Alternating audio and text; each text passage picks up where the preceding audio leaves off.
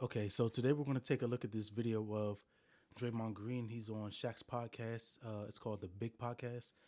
And he's talking about how he's disadvantaged. So we're going to take a look, get some thoughts, and we'll be right back.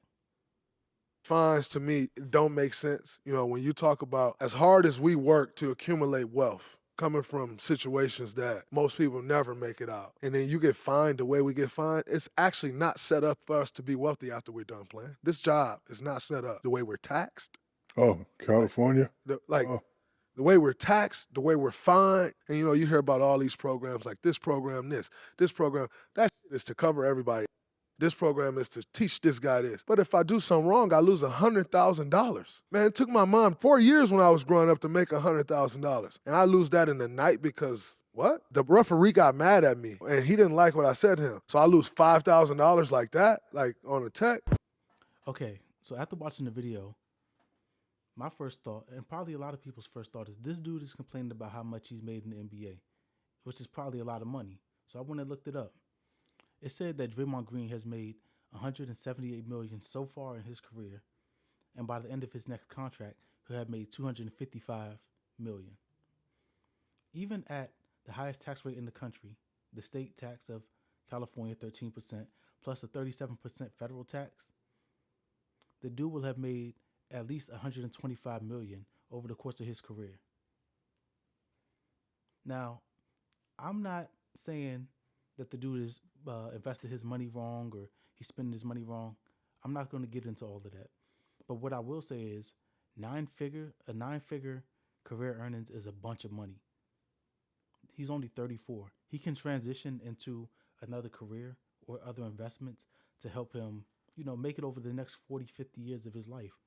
I don't see how he's going to sit on a podcast with Shaq, who's had a post NBA career, and complaining that you don't have enough money to retire. It's absolutely insane. Shaq has transitioned to a post secondary career, and he made 292 million from his NBA career and another 200 million from endorsements. And you see Shaq doing all sorts of commercials. Dude became a cop when he got his master's. Um, Shaq is on all types of TV hosting. He's doing a podcast. So how are you going to sit up there with a guy that has another career after the military and say, "Man, this is not enough for me to retire"? There are a ton of people in the US that have to pick up a second career after they retire from their first job, and they're not making nine figures. Now, I'm not saying he doesn't deserve it.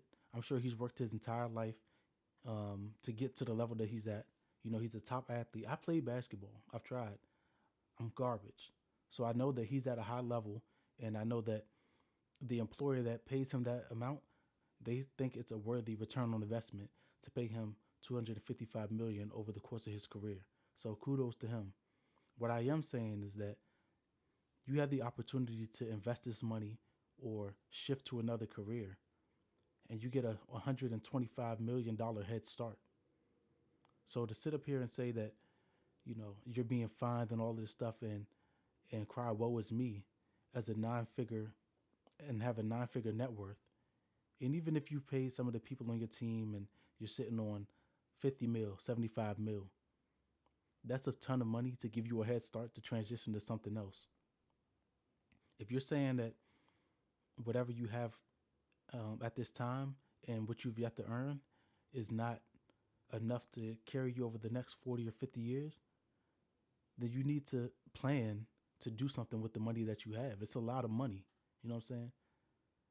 And kudos to you. You've earned it. Good job. But saying that a fine of $5,000 in a night is denting your pockets, that sounds like poor money management to me.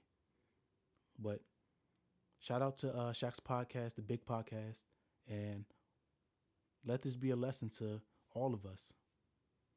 You have to manage your money correctly so that it stretches over your lifetime. You can't just live for today.